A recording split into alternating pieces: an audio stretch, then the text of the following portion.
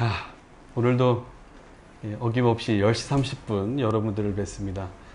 샬롬, 한 주간 평안하셨습니까? 예. 이 터키 순례를 하고 있기 때문에 터키어 하나 알려드릴게요. 메르하바. 따라해 보실래요? 메르하바 하면 안녕하세요입니다. 안녕하세요. 그래서 한 주간 평안하셨는지요? 예. 무더위, 오늘도 좀 비가 많이 내리고 있는데 여러분들 무더위와 장마 때문에 혹시 건강 해치지 않도록 유의하시면서 여러분들 보내셨으면 좋겠습니다. 지금 화면에 보면 랜선 순례 가버나움 편 하편이 지금 올라와 있죠. 그래서 내일 저녁입니다. 목요일 저녁 가버나움 편이 업로드 됩니다. 여러분들 7월 23일 저녁에 토비아 유튜브 채널에서 가버나움을 통해서 여러분들 또 말씀을 나누는 그런 시간을 갖겠습니다.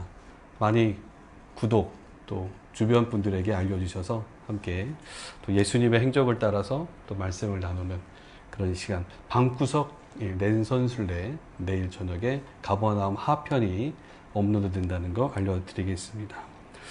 최근에 저는 그 순례를 다녀오셨던 분들의 안부 전화를 또 카톡으로 많이 받고 있습니다.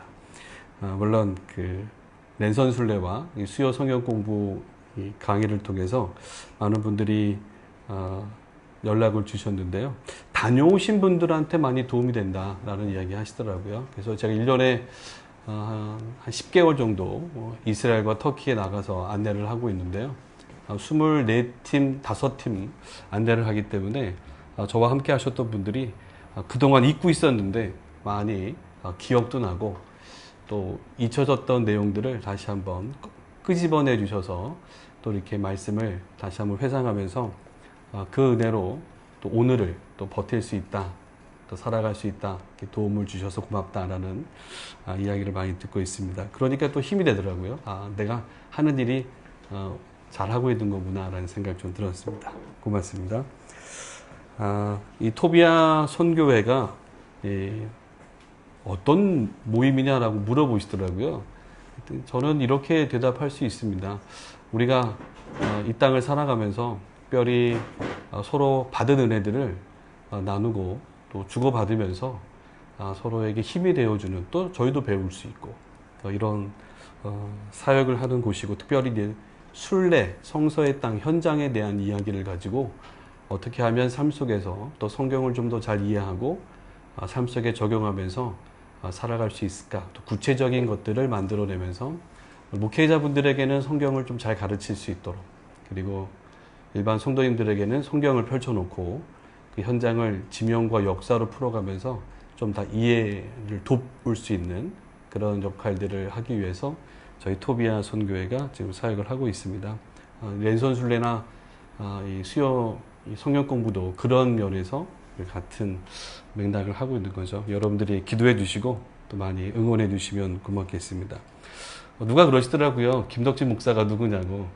저는 사실 뭐 유명한 신학자도 아니고, 그렇다고 해서 또 뭐 깊은 영성을 드러내는 책을 쓰는 저자도 아니고, 또 큰 규모의 목회하고 있는 목사도 아닙니다.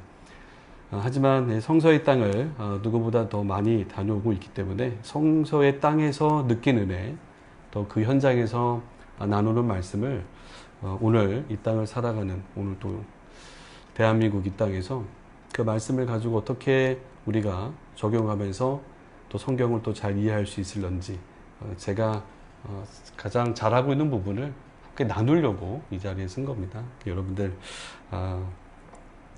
제가 용기 내서 이 자리에 서서 강의하고 있는 거니까 여러분들이 많이 지원해 주시고 또 기도해 주시면 고맙겠습니다. 아무쪼록 이 토비아 선교회와 샬롬 교회가 진행하고 있는 이 수요 성경 공부, 또 랜선 순례 여러분들이 많이 기억해 주시고요. 여러분들이 많이 시청해 주시고, 또 우리가 책도 출판을 하고 있잖아요. 많은 것들을 진행하고 있기 때문에 여러분들이 책이 곧 또 나온다고 합니다. 그러면 여러분들이 구입도 해주시고 또 많은 분들에게 보급해 주셔서 귀한 그 은혜를 또 나누었으면 좋겠습니다. 오늘 우리 지명과 역사로 배우는 제자의 길, 사도의 길 터키 편 오늘 세 번째 강의인데요. 시리아 안디옥으로 우리가 함께 떠나겠습니다. 비행기 타고 쑥 갈까요? 자, 우리 기도하고 시작하겠습니다. 하나님 아버지 감사합니다. 오늘 저희들이 사도행전에 제자들과 사도들이 걸었던 그 장소를 또 역사와 지명을 통해서 배우면서 또 마음에 새기고자 합니다. 이 시간도 성령께서 우리와 함께하여 주옵소서. 예수님의 이름으로 기도하옵나이다. 아멘.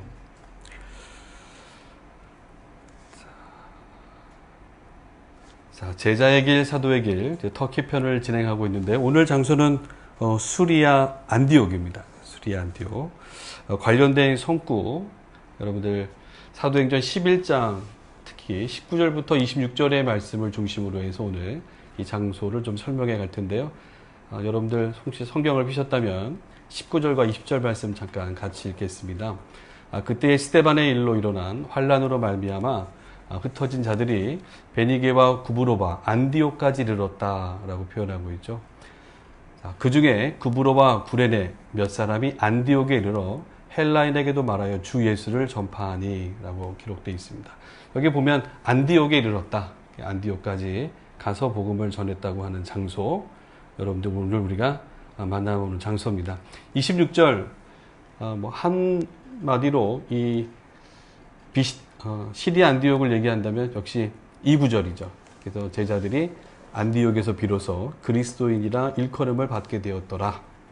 이교도 이방 땅에서 불려졌던 이름 그리스도인이라는 이야기, 그 장소로 우리가 이제 떠나볼 텐데요. 자, 화면을 좀 보시면 터키 성서의 땅 지도입니다.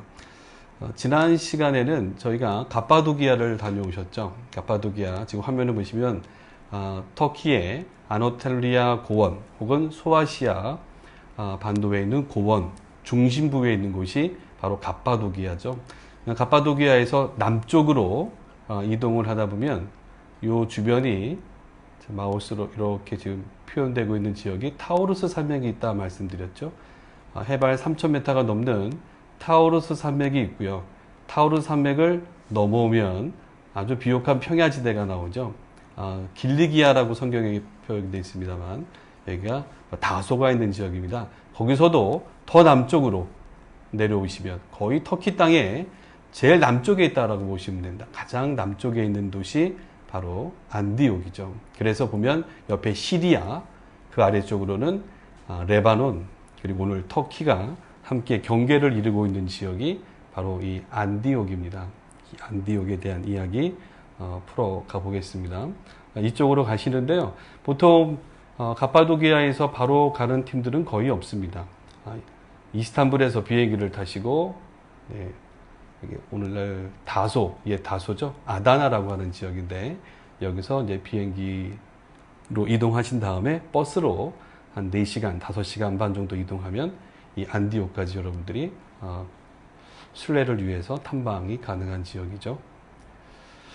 자, 우리 여러분들에게 미리 나눠드린 자료가 있습니다. 자료에 보시면 앞부분에는 제가 지명과 지리, 역사에 대한 이야기를 좀 설명해 놨는데요.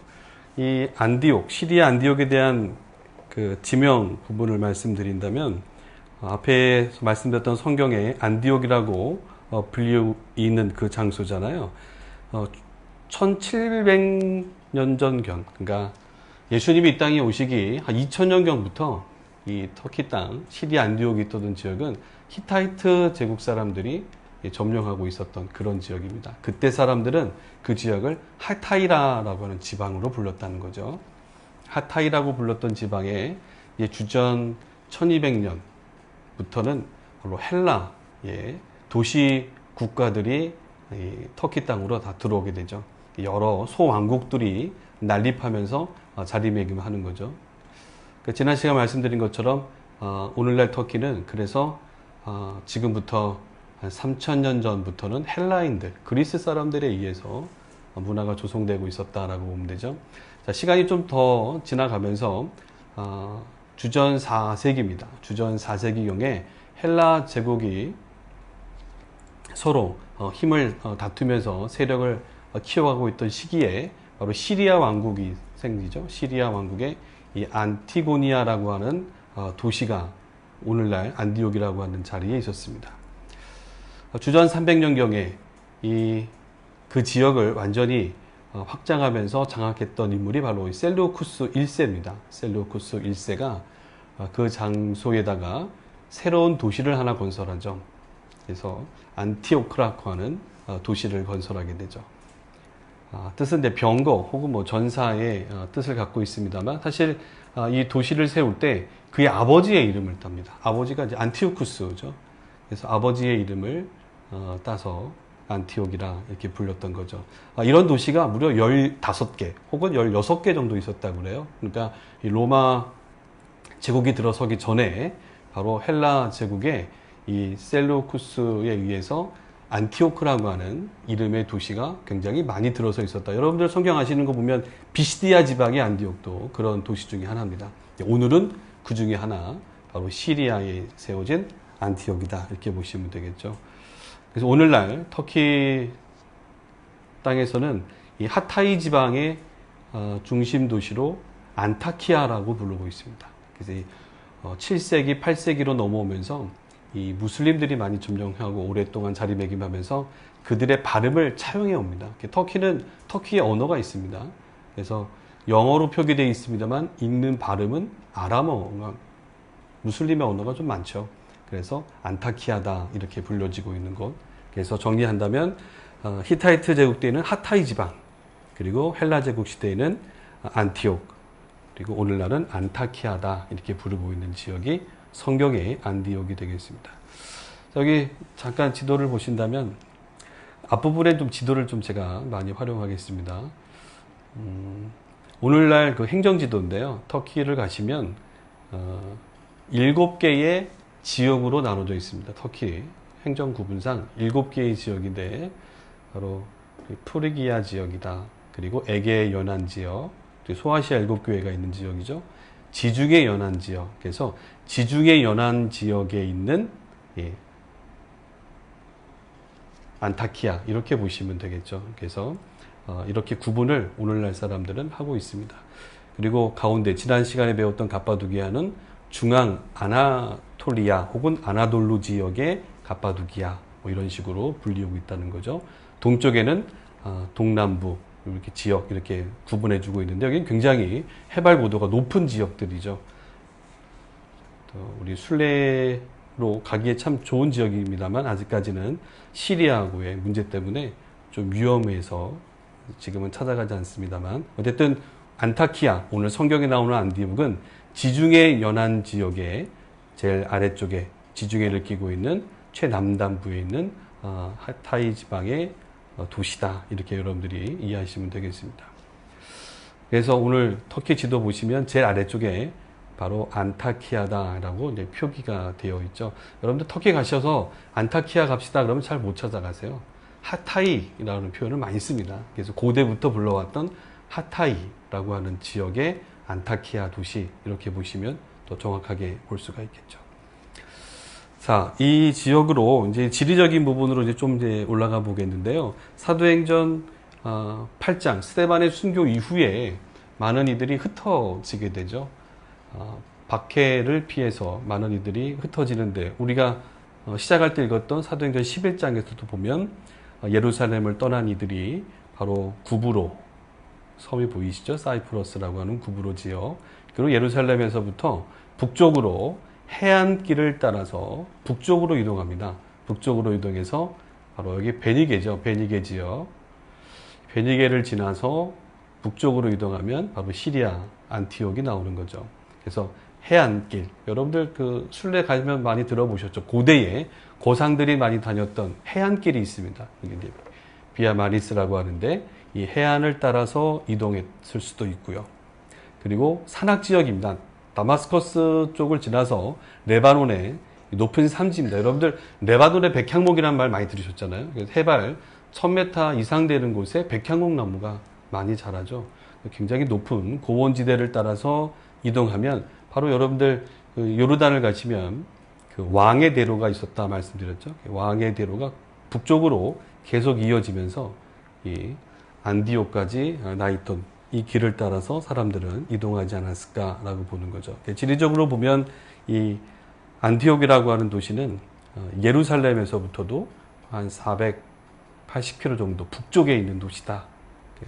많은 제자들이 흩어지면서, 물론 남쪽의 이집트를 따라서 구레네 쪽으로 간 사람들도 있었습니다만 북쪽으로 구브로라든지 이 안디옥까지 이동했던 사람들이 있었다라는 걸 볼 수가 있겠죠.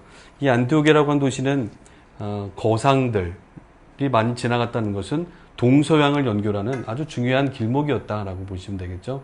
그래서 동쪽의 메소포타미아 지역, 서쪽의 그리스, 마케도니아를 통해서 유럽으로 뻗어나가는 연결시켜주는 굉장히 중요한 도시였다라고 보시면 좋겠습니다. 자, 여기 안티옥, 여기 자세히 보시면 눈이 좋으셔야 되는데 여기 보면 강이 보이세요? 강 아래쪽으로 흘러내려오는 강이 있습니다. 거꾸로 보면 레바논의 베카 계곡이 있어요. 높은 산악 지역인데 여기서 발원해서 강이 하나 북쪽으로 흘러내려갑니다. 북쪽으로 흘러내려가는 요 길목을 따라서 안티옥의 도시까지 흘러내려가는 강줄기가 있어요. 여러분 자료에 보면 오론테스라고 하는 강이라고 제가 설명드렸는데 이 오론테스 강이요, 지금 아래쪽에 있는 이 레바논에서부터 길을 친다고 그러면 거의 뭐 580km가 된답니다. 굉장히 우리나라 이 부산에서부터 서울 길이보다도 더 긴 그 강이 레바논에서 시리아를 거쳐서 바로 안티옥까지 지금도 흘러 들어가고 있었고, 사도 바울 바나바가 사역하기 때도 물을 흘러 내려갔고, 그 이전부터 고대에 이 많은 물들이 안디옥으로 들어갔기 때문에 바다와 또 내륙의 강 잘 이용해서 도시가 형성돼 있었다라는 것을 우리가 볼 수가 있죠. 그래서 지리적으로 여러분들이 이 오론테스 강을 잘 보셔야 된다는 겁니다. 이 오론테스 강의 상류 지역에 안디옥이라고 하는 도시가 있었고, 요 바깥에 여기서 한 20km에서 25km 정도 바닷가 쪽으로 내려가면 바로 실루기아라고 하는 항구가 있었다. 여러분들 성경에 보면 실루기아 항구에서 배를 타고 사도 바울 일행이 구브로 살라미 쪽으로 또 되돌아올 때도 실루기아 항을 이용했던 걸 볼 수가 있습니다. 그래서 실루기아 항이 그래서 안디옥의 외항이다라고 부르는 것이죠. 그래서 지중해 연안 쪽에 항구가 있었고 내륙으로 실피우스라고 하는 산이 있습니다. 해발 한 450m 되는 이 산자락에 형성되어 있는 도시가 바로 안디옥이었다라고 보시면 되겠죠. 자, 오늘 날 지도입니다. 여기 구글에서 좀 떠봤는데요. 이 아다나라고 하는 곳에서 여러분들이 순례를 이어가는 거죠. 이 아다나는 옛 사도 바울의 고향 다소를 가리킵니다. 다소에서 비행기에서 여러분들 내리신다면 여기서 버스를 타고 이 해안도로를 따라서 남쪽으로 내려갑니다. 안디옥이 제일 남쪽에 있기 때문에 해안도로를 따라서 내려가면 바로 안타키아라고 하는 지역에 들어서는 거죠. 요 아래쪽이 바로 이제 시리아 항구의 경계선이 될 수가 있습니다. 그래서 이 도로가 한 4시간 반 정도 버스로 이동한다라고 보시면 됩니다. 그래서 순례를 가시면 굉장히 부지런하게 움직여야 되는 곳 중에 하나입니다. 그래서 다소를 보시고 새벽같이 출발해서 도시락 싸가지고 출발해야 안타키아 둘러보시고 실루기아 항을 또 보시고, 그리고 부지런히 다시 북쪽으로 올라오시면 여기서 이 타우루스 산맥을 관통하는 터널이 뚫려 있습니다. 그래서 통과하면 한 2시간 정도만 이동하면 갑바도기아에 들어설 수 있도록 아주 길을 잘 뚫어놓은 그 길을 통해서 여러분들이 순례가 가능한 거죠. 어쨌든 여기도 하루 정도는 시간을 잡으셔야 가능한 것입니다. 자, 역사적인 부분을 좀 짚어보겠는데요. 여러분들 화면 보시면 고대 근동, 역시 히타이트하고 아수르, 아시리아와 이집트를 빼놓을 수 없죠. 지중해를 끼고 있는 이 고대 근동의 강자들이죠.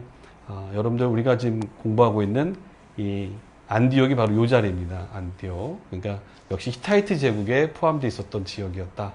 그때부터 사람들이 이미 그 이전부터 거주하고 있었습니다만 히타이트의 영향을 받았다라고 볼 수 있겠죠. 그러다가 이제 주전 1200년경에 히타이트가 무너집니다. 바로 이 터키의 왼쪽 마케도니아 지역에서 들어온 그리스 사람들에 의해서 다양한 왕국들이 형성이 되는 거죠. 그리스의 도시 국가들이 형성이 될 때 역시 안티옥은 그리스 헬라 도시의 시리아에 속해 있는 도시로 발전해 갈 수 있었던 거죠. 자, 헬라 제국의 꽃을 피우게 된 결정적인 계기는 역시 알렉산더 대왕입니다. 알렉산더 대왕이 여기 지금 지도가 조금 여러분들 보시기에 좀 잘 보이는지 모르겠습니다만 이쪽이 지금 로마가 되겠고요. 이쪽이 그리스 지역, 마케도니아 지역입니다. 자, 이쪽에서 출발한 이 알렉산더 대왕은 그의 정예 군대죠. 5만 명의 정예 군사를 이끌고 동쪽으로 터키 땅 아나톨리아 쪽을 들어서죠. 그래서 지금 우리가 공부하고 있는 이 안디옥, 수리아 안디옥 지역을 통과하면서 동쪽으로 메소포타미아를 정벌하고 드디어 인더스강까지 점령에 들어가죠. 그래서 서양의 문화가, 헬라의 문화가 동양 땅, 아시아 땅에 이 알렉산더 대왕의 원정과 더불어 문화가 아시아로 넘어 들어오는 거죠. 이걸 이제 헬레니즘이다라고 얘기하죠. 아시아의 문화 속에 서양의 문화가 자리 잡게 되는 겁니다. 예수님이 이 땅에 오시기 300~400년 전부터는 이 터키를 비롯한 이 전체적인 지역이 전부 다 헬라, 그리스의 문화권 안에 들어와 있었다라고 여러분들은 보시면 되겠죠. 자, 이렇게 알렉산더 대왕에 의해서 넓은 지역이 차지하게 되는데요. 알렉산더 대왕이 일찍 죽죠. 회군하는 도중에 병에 걸려서 죽었다라는 얘기도 있습니다만, 어쨌든 일찍 죽고 난 이후에 그의 부하 장군들이 그 땅을, 이 넓은 땅들을 이제 분할해서 다스리게 되죠. 요 시기가 주전 3세기경이다라고 보시면 됩니다. 오늘 우리가 다루고 있는 이 터키의 바로 시리아 안디옥, 여기 안티오크라고 써 있죠. 그래서 이 지역을, 이 광활하게 넓은 지역이죠. 오늘날 소아시아라고 되어 있는 지역, 터키와 더불어 시리아, 그리고 메소포타미아, 심지어는 동쪽에 인도까지 가는 이 넓은 땅을 다스렸던 왕이 바로 셀레우쿠스입니다. 셀레우쿠스는 굉장히 넓은 지역을 차지하게 되죠. 이렇게 차지했는데 문제가 발생을 하죠. 너무 동쪽으로 치우쳐 있었다는 거죠. 지리적으로 보면. 그래서 이 본국에서부터 멀어질수록 문제가 좀 발생할 수 있습니다. 정치적인 문제도 있고. 그래서 그 당시 수도였던 셀레우키아, 여기 지금 보시면 티그리스와 유프라테스 강이 이렇게 흘러내려오죠.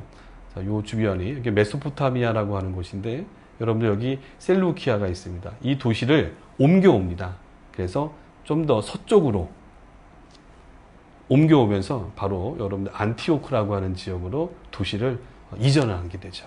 그래서 이곳에 도시를 건설한 것이 바로 오늘날 성경의 안디옥이다라고 보시면 되겠죠. 그래서 내륙보다는 지중해 바다를 연결하고 있는 이쪽으로 더 큰 야망을 가지고 셀레우쿠스는 수도를 옮겨오는 겁니다.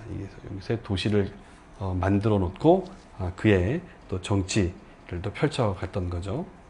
이렇게 헬라 제국이 분열되면서 셀레우쿠스에 의해서 안디옥이 도시가 건설되면서 바야흐로 이 안디옥은 세계의 중심이 되는, 그래서 이미 로마가 64년에 점령하기 이전부터 이 알렉산드리아, 로마 더불어서 굉장히 큰 도시로 발돋움할 수 있는 여건을 갖추고 있었던 시기가 바로 이 셀레우쿠스에 의해서 수도가 옮겨지면서 더 번성할 수 있었다라는 거죠. 자, 그 이후죠. 물론 이 지도는 로마가 주전 64년에 폼페이오스 장군에 의해서 지금 이 부분이 되겠죠. 안디옥이 있는 자리, 이 소아시아 지역이 전부 다 로마의 땅으로 이제 편입이 됩니다. 속주화 되는데요. 요 이전에 헤롯 대왕, 우리 성경에 나오는 헤롯 대왕의 이야기도 이때 우리가 언급할 수 있는데요. 어쨌든 주전 2세기경에 많은 유대인들이 이 안디옥으로 끌려와서 메소포타미아 지역에 있었던 유대인들을 이쪽으로 데리고 와서 도시 건설하는 데에 유대인들이 많이 쓰여졌다는 거죠. 그래서 이 시리아 안디옥은요, 유대인들이 굉장히 많이 살고 있었던 지역 중에 하나였다라고 보시면 됩니다. 그리고 로마 시대 때 결국 로마의 속주가 되었다라고 보시면 되겠죠. 로마의 속주로 자리매김하면서 로마가 점령하고 있던 로마 제국 내의 3대 도시 중에 하나였다라고 보시면 되겠죠. 그래서 로마, 그리고 알렉산드리아, 그리고 이 소아시아 아래쪽에 있었던 이 수리아 안디옥이 굉장히 번성한 도시였다. 그 당시의 인구가 50만 명을 넘어서고 있었다라고 표현하고 있고요. 그 중에 7분의 1 정도가 유대인이었다라고 학자들은 얘기를 하고 있습니다. 요세푸스도 그의 책에서 7, 8만 명 정도가 거주하고 있었다라고 이야기하고 있죠. 그러니까 디아스포라 유대인들이 굉장히 많이 살고 있었던, 헬라파 유대인들이 많이 거주했던 지역이 바로 이 시리아 안디옥이었다라고 보시면 되죠. 자, 이렇게 해서 이 역사적으로 쭉 흘러왔던 이야기를 우리가 좀 살펴보셨는데요. 지금 이 안디옥이라고 하는 도시, 바로 셀루쿠스에 의해서 세워진 도시를 여러분 지도를 좀 보고 계시는데, 여기가 이제 산입니다. 실피우스 산이고, 실피우스 산 중턱에 오늘날 안디옥의 유적지가 있는데요. 보시는 것처럼 이 안디옥이라고 하는 도시는 지금 이 오른테스 강이 지나가고 있는 거죠. 도시 안에 강이 흘러 들어옵니다. 우리 한강을 연상하시면 됩니다. 한강이 쑥 들어오면서 여기 지금 전차 경주장도 있고요. 그리고 신전이 있고 왕궁이 있는 자리는 마치 여의도 같습니다. 그래서 한강 사이에 섬처럼 되어 있는 곳, 여기를 다리를 연결해서 도시, 여기를 이제 그리스의 유명한 도시 건축가들을 활용해서 알렉산드리아나 비잔티움이라고 하는 도시를 모방해서 이 시리아 안디옥을 건설했던 거죠. 격자 모양의 도시다라고 얘기하거든요. 여기 좀 자세히 희미하게 보입니다만 일직선상으로 도시를 기획하고 건설했기 때문에 가운데에 있는 도로, 가운데에 포럼이라고 하는 광장을 중심으로 해서 이 아래쪽 위쪽으로 카르도가 나뉘어져 있고, 사람들이 이동하기 편하게 상업과 또 일반 서민들이 또 행정을 원활하기 위한 도시로 기획을 해서 맞춤식의 도시가 형성됐던 곳이 안디옥이었다, 이렇게 보시면 되겠죠. 자, 이제 지도로만 보셨는데 잘 보이실까 모르겠습니다. 자, 여기가 지금 실피우스 산입니다. 실피우스 산이고요. 티베리우스 황제 때 쌓아놨던 성벽도 여러분들이 보실 겁니다. 그래서 산을 쪽이 절반이 경계가 되어 있고, 또 오른테스 강 같이 끼고 있으면서 성벽을 쌓아놓고 있었다는 거죠. 도시가 굉장히 반듯하게 잘 정비가 되어 있었고, 앞쪽에 요 부근 쪽에 이제 유대인들이 주로 거주하는 지역도 형성이 되어 있었다고 하죠. 좀 희미합니다만 여기 주랑들이 설치가 되어 있죠. 카르도를 보시면 양쪽에 기둥들이 많이 올라가 있는 걸 보시는데요. 이런 주랑들은 바로 헤롯 대왕이 여기다가 또 로마에 또 잘 보여야 되지 않습니까? 충성을 다하기 위해서 헤롯 대왕도 한몫 거들었습니다. 이쪽에 주랑들이 설치가 되어 있기도 했죠. 이렇게 세워진 도시가 바로 이 안디옥이었다라고 보시면 되겠죠. 산이 있고 강물이 흘러 들어오고 앞에 바다가 있고, 우리나라하고 되게 비슷한, 그래서 가장 큰 제국들의 수도는 이렇게 산을 병풍처럼 끼워야 되고, 마실 물이 있는 강이 들어와야 되고요. 앞에 바다가 펼쳐져 있는 것이 고대나 지금이나 가장 좋은 도시를 선점하기 위해 되게 좋은 자리가 아니었나 생각이 드네요. 자, 이렇게 해서 여러분들 안디옥에 대한 이야기, 요 그림은 그림으로 그려져 있는 걸 좀 가져왔습니다만, 이 헬라 문화가 꽃을 피면서 굉장히 번성한 도시라고 말씀드렸어요. 그래서 굉장히 다양한 사람들이 상업을 위해서 들어오기도 했는데, 여기 지금 귀족, 헬라 여인들이죠. 여인들과 여기 피부색 노예들도 많이 있었다는 거죠.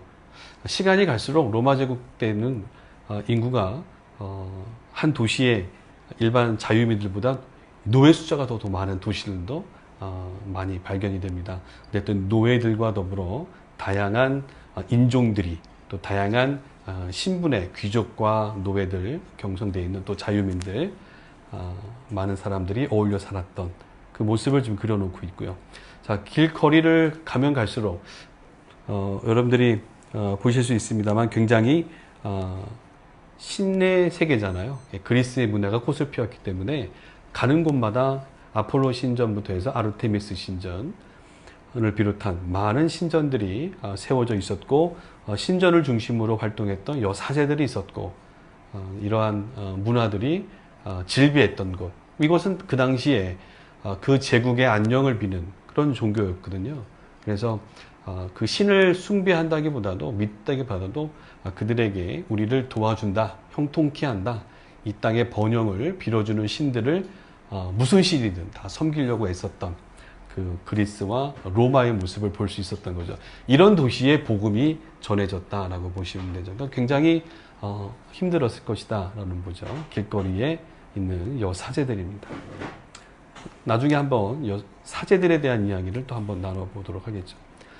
자, 어쨌든 이런 많은 거상들, 실크로드의 종착역이라고 제가 한번 말씀드렸기 때문에 많은 이들이 무역을 때문에 왕성하게 다양한 민족들이 오고 갔던 그런 지역이었다라고 보시면 좋겠죠.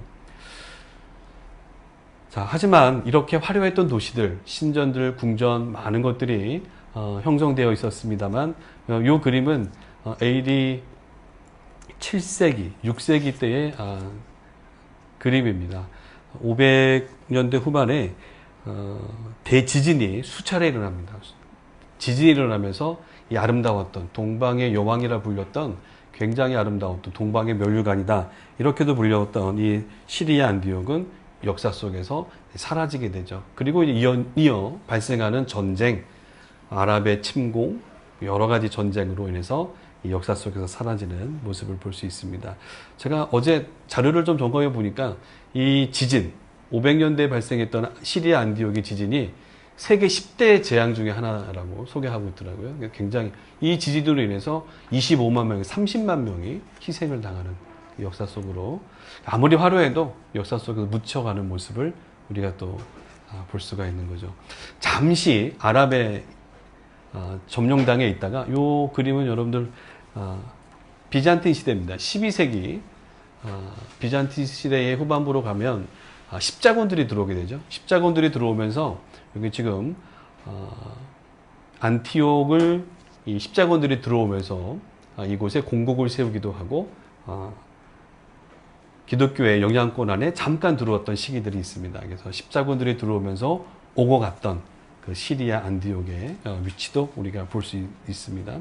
하지만 결국 오스만 터키, 지금 붉은색으로 표현되어 있는 오스만 터키에 의해서 1453년 완전히 15세기 때부터는 기독교의 모습은 사라지고 무슬림의 영향권 안에 들어온 시리아 안디옥을 우리가 생각해 볼 수 있겠죠. 그래서 여러분들 이 오늘날의 터키의 지도 보시면 역시 제일 아래에 있는 이 시리아 안디옥을 여러분들이 보시면 좋겠습니다. 자, 제가 나눠드린 그 자료를 보시면 앞부분에 지명과 지리, 역사를 제가 설명해 드렸고, 두 번째는 이 안디옥의 기독교 이야기입니다. 그리고 기독교의 순례 탐방지, 어디를 가면 좋을지, 또 어디를 볼 수 있는지, 그리고 이 안디옥에서 기독교 신앙을 갖고 살았던 유인들은 어떤 분들인지 구체적으로 한번 만나보실 텐데요. 자, 사도행전 11장에 보면 이 예루살렘을 떠나서 구레네, 구브로, 또 수로보니게, 이 넓은 지역, 그리고 안디옥까지 이어지는 그 과정에서 많은 구레네, 구브로에서 많은 사람들이 이 안디옥을 방문했다. 그리고 그들이 복음을 전했다라고 얘기하고 있잖아요. 그 현장을 한번 보겠습니다. 자, 오늘날 가서 보시면 이 뒤쪽에 보이는 산이 실피우스 산입니다. 그러니까 제가 사진을 찍은 부분이 바닷가 쪽이 되겠죠. 실루기아 항쪽이 될 겁니다.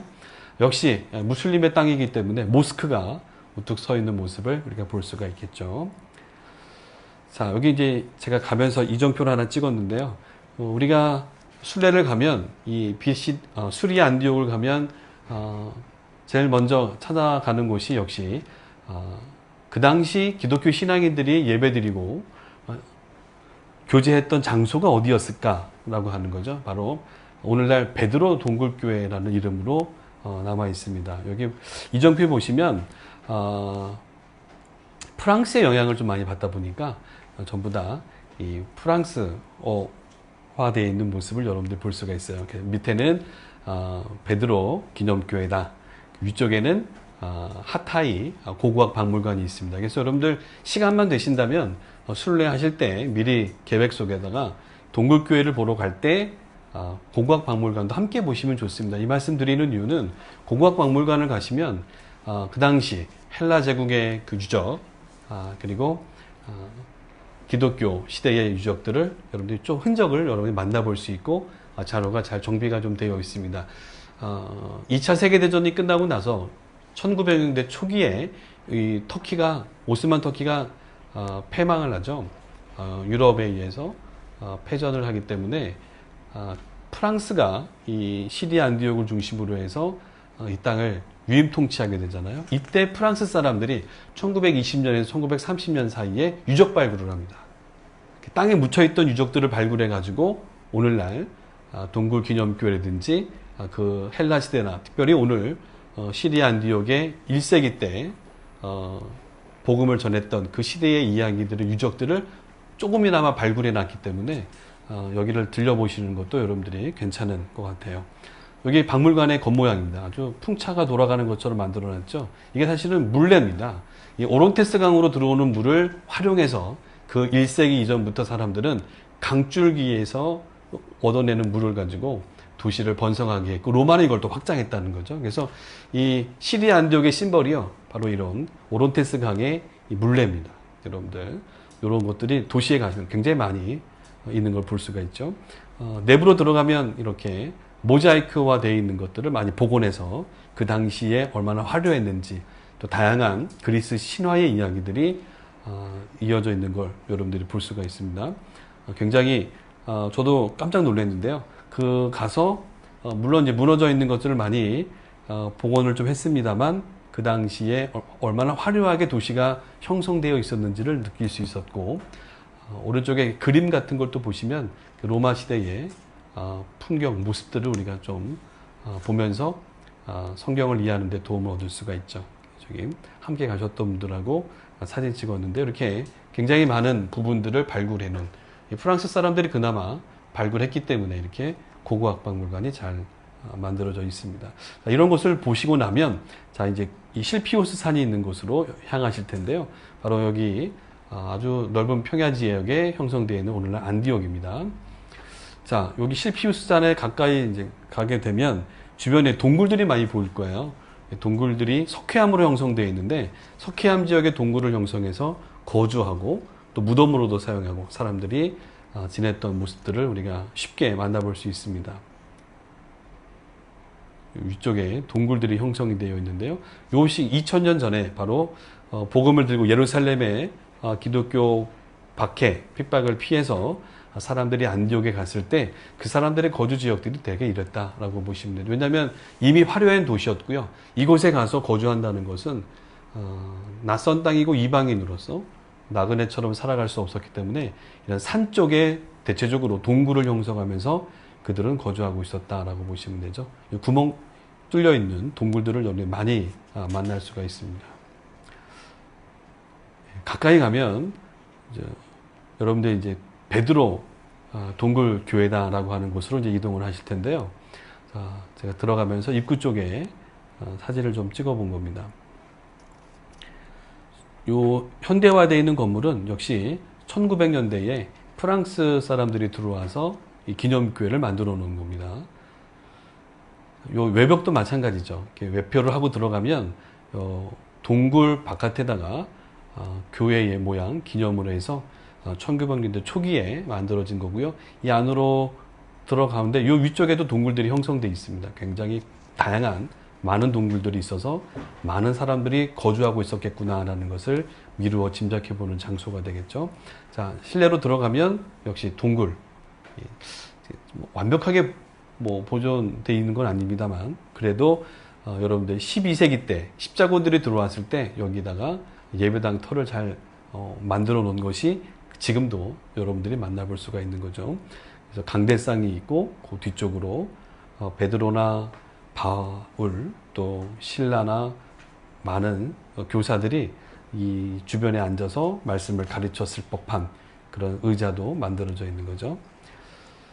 자, 요 의자, 아마 이게 돌로 만들어져 있잖아요. 그래서 아마 많은 분들이 순례를 오시면 서로 앉아서 사진 찍으려고 하시는데 그게 그렇게 중요한 건 아닌데 어쨌든 이 자리에서 베드로나 바나바가 또 선지자 아가부가 또 많은 교사들이 함께 말씀을 가르치고 나눴을 그 자리를 여러분 목사님들이 이제 기억하면서 기념사진을 찍습니다. 자, 이런 공간이 바로 그 당시에 안디옥 교회의 모습이 아니었겠느냐라고 우리가 볼 수가 있는 거죠. 자, 근데 독특한 거는 그 오른쪽에 보면 동굴이 하나 이렇게 뚫려 있습니다. 그래서 끊임없이 복음을 전하러 박해를 피해서 간 지역이었지만 환영하는 장소는 아니었습니다. 이 수리아 안디옥도 역시 로마 제국의 아주 영향력 있는 도시였기 때문에 1세기, 2세기 시간이 지나가면서 기독교인들은 박해를 받을 수밖에 없었고 박해 때문에 이 더 안쪽으로 숨어 들어갈 수 있는 동굴을 파놨는데요. 이게 무려 길이가 4km라는 거죠. 4km 또 이동하면 다른 반대편 쪽으로 숨어서 탈출할 수 있었다라는 거죠. 자, 그리고 나서 바깥을 보시면 이 바닷가 쪽이 훤히 보이는 이 실피우스 산의 중턱에 있었다라는 모습을 볼 수 있죠. 저는 이곳에 가서 되게 감동받았던 것이 이 수리 안디옥 교회의 성경을 읽다 보면 구제도 하고 또 선교도 하고 많은 일들을 해나가고 있었기 때문에 재력도 있고 화려하고 상 큰 규모의 교회가 세워져 있을 것이다 라는 생각을 하고 가거든요. 근데 막상 가서 보면 이런 동굴입니다. 정말 열악한 환경에서 또 불구하고 그들이 예수님이 가르쳐줬던 그 말씀을 따라 살기 위해서 아주 애썼던 모습들의 현장이 바로 이런 곳이었구나. 그래서 이런 동굴이나 열악한 환경에서도 안디옥 교회는 배우고 들은 바를 또 깨달은 것들을 실천하기 위해서 정말 애썼던 교회가 수리아 안디옥이었기 때문에 그런 모습에 또 마음이 또 숙연해지는 그런 장소가 이 동굴 기념교회입니다. 자, 이 동굴 기념교회를 나와서 여러분들 우리가 또 순례할 수 있는 공간이 이 오론테스 강을 버스가 지나갑니다. 앞서 말씀드린 것처럼 오론테스 강이 점점 바닷가 쪽으로 갈수록 이제 지금은 제가 이제 여름에 갔기 때문에 물이 좀 많이 빠져 있는 상황입니다. 줄어 있죠. 이렇게 해서 항구로 이어집니다. 그래서 동굴 교회에서 바닷가 쪽으로 지금 여기가 실루기아 항구가 있는 지역인데요. 여기까지 한 22km 정도 나오셔야 됩니다. 그러니까 버스로 한 1시간 정도 이동을 하셔야 실루기아 항이 나오는 거죠. 아마도 사도 바울이 1차 전도 여행 갈 때 이 항구까지 쪽배를 이용하고 나오지 않았겠느냐. 이게 도시 안에서 강을 따라서 바닷가까지 연결되어 있었기 때문에 아마 쪽배를 이용해서 나왔을 수도 있고요. 아니면 뭐 걸어 나올 수도 있겠죠. 이 실루기아 항해의 모습입니다. 이곳에서 많은 물물 또 동양과 소양을 이어주는 교역이 굉장히 활성화됐던 실루기아 항의 오늘의 모습이 되겠죠. 자, 좀 더 가까이 가면 바로 여기 고대에 포구가 있었던 자리입니다. 포구가 있었던 자리가 되겠죠. 자, 여기 서서 바라보는 멀리 유럽을 바라보는 모습. 사도 바울과 바나바가 어디에 섰는지 저도 정확하게 알 수 없습니다만 이 자리인가 어딘가에서 많은 교우들의 환대를 받으면서 그들은 드디어 1차, 2차, 3차 전도 여행을 떠났던 그 자리가 되겠죠. 자, 반대로 이렇게 뒤돌아서면 아주 넓은 해안가, 많은 이제 분들이 해수욕을 즐기는 장소가 되겠습니다만 이 주변에 실피우스 산이 이 바다를 감싸고 있는 모습을 볼 수가 있어요. 이 산을 넘어가면 국경입니다. 그래서 터키의 오늘날 최남단 지역이다라고 보시면 되겠고, 고대 나라와 나라 또 민족과 민족의 경계는 큰 강이나 계곡 혹은 산이 그 지역을 구분해주고 있기 때문에 바로 이 산을 경계로 해서 이 수리아 안디옥이 도시가 형성되어 있었다라고 보시면 될 것 같습니다. 순례 지역으로 하타야 고고학박물관을 제가 추천하고 베드로 동굴 기념교회 그리고 실루기아 항까지 가면 하루가 꽉 찹니다. 그런데 또 그냥 갈 수 없잖아요. 요 항 뒤편에 보면 이 터널이 하나 발견됩니다. 일명 티투스 터널이라고 불리우는 곳인데요.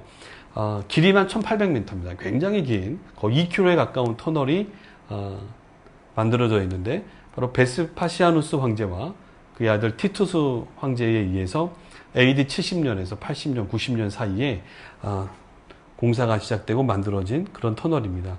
이 터널을 통해서 바다의 물, 또 강의 물들을 잘 활용해서 이 안디옥 오론테스 강까지 시내까지 가지고 들어올 수 있었고요. 무엇보다도 이 터널을 만들었던 이유는 이 지형적인 문제가 큽니다. 그러니까 내륙에 한 20km 들어가 있었던 이 안디옥이라고 하는 도시로 만들 수밖에 없었던 이유는 이 항구, 실루기아 항 쪽은 자꾸 토사가 쌓이는 곳이죠. 그래서 산에서부터 바람이나 비에 의해서 점점 토사가 쓸려 내려오기 때문에 이 바다 쪽에 자꾸 쌓여지게 됩니다. 그러다 보니까 도시로서의 기능을 할 수가 없었던 거죠.